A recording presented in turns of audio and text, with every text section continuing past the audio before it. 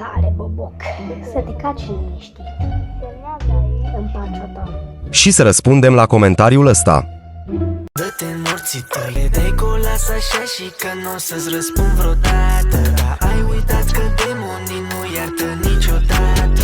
Eu te-am dezgropat, tot eu te îngrop. Spune de câți ani ai mai văzut un loc în top. Până să mă iau eu de tine, erai uitat de tot. Ești dranța mea, îmi bag joc de tine cum vrea inimioara mea.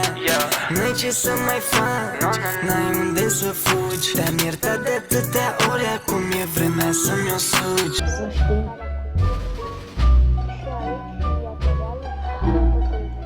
Da mă, hai să reacționăm la videoclipul despre fanpage Boboc Nesimțitul.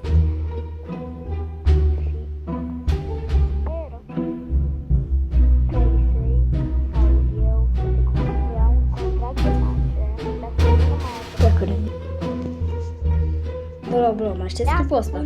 Da, ăsta. Ce? De cum are câteva luni. Explică-mi, te rog eu. Da, mă, da, ăsta. Ce? Și o să vă și pe ecran. Dacă... Ăsta e mult. La... Că sper să nu postez așa.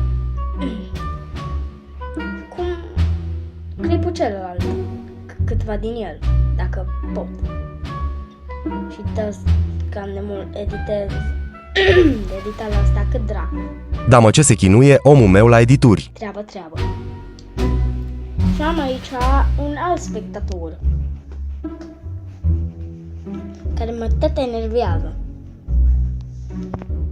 Hai să trecem la treabă. Bro, am urmărit cele două videoclipuri. Le-am urmărit pe dracu. Care unul este de la... De unde știi tu că nu le-am urmărit? Poate stai la mine în casă și nu știu eu. Amintirile lui Axel și Edi Spam 50 și mi-a spus Elisei că mi-ai luat caracterul. Poate să te iei dracu. Și asta este mult de atât pentru că cei doi s-au certat. După spusele lui căcat. Axel... Treaba este de căcat pentru că zici că nu e adevărat că te-ai certat cu Axel, că asta a fost de câteva luni. Că nu mai vorbește cu Edi din cauza că se uită la Skibidi Toilet. Ăla a crezut și Mama, ce dracu. am văzut că e cu Skibidi. Uite, știi shortul ăla de început? Că l-am pus mereu că l-am pus la începutul clipului. Și o să tot să zici, da? Să știi că dacă te muți la mine în oraș, tu ai belit-o. De ce oare zic că ai belit-o? Ia să ne gândim. Acolo am toată echipa de foc, jumătate din turbații mei, care vin și ceva. Da, mai multe, lasă, nu contește. Cred că omul se referă câte fete are. Nu eu le fac fete, dar el a zis asta. Mai multe, Și bro, tu ai 10 ani, de unde pâinea satului ai tu din astea la anii tăi. Bine, poate copii de vârstă ta. Bro, fă diferența. Dintre mine și tine tu ai 10 ani, iar eu 13.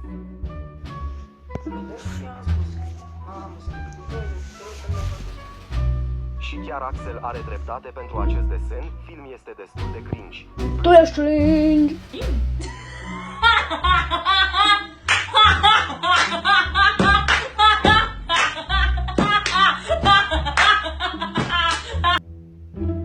No, serios. Nu da credite la caractere. La cele două povești nu dat. M-am uitat la final și la început. Și nu a postat. Nu a dat niciun... Nu a dat, frate. Nu a dat. Și să mai zic ca el de mine. Și chiar zic de tine că tu nici la rap battle-uri nu dai credite sau tag de unde le-ai luat. Da, mă. Dacă aveam facecam-ul, am un... numai un jucător ăsta aveam. De asta Edi a spus că Axel mi-a copiat videoclipurile rap battle fiindcă... Aici a fost să zic că l-o copia pe Boboc.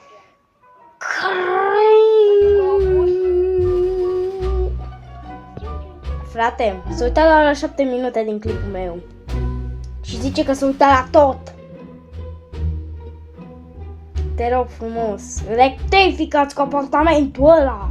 Boss, stai cu minte că îți pușcă o venă. Zici, nu m-am uitat la tot videoclipul. Dacă eram la tine în Baia Mare, îți ziceam în față, am pus doar scene care ziceai de mine și gata. copiază pentru că are nume. Dumnezeu! Uite-te la toți care fac rap battle și vezi că toți au titlu în sus. Cum am spus și în celălalt clip, nu toți. Stai că asta nu e totul. Ai luat de la mine și de la Elisei caracterele noastre. Bro, nu avea nimic dacă puneai credite sau măcar tag.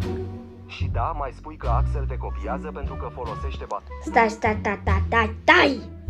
Nu am făcut caracterul Elisei, dar m-am inspirat. Te-ai inspirat, zici, dar omul s-a inspirat. Bro, nu vezi că caracterele arată aproape la fel? Și iar deschidem subiectul cu caracterul meu. Bro, măcar fi sincer și spune adevărul. Tu mi-ai luat caracterul. Pentru ce? Cel cu al Elisei 999 che aproape. Dacă Elisei 999 che vede acest videoclip, să știi că te respect. Ta lui Elisei zici că te-ai inspirat, dar la mine acolo nu mai este o scuză de inspirare, ci de copiere. Și caracterul tău, bine, îi dea cine. Dar după aia am zis să renunț la chestia asta și să fac cu Alex. Deci, taci.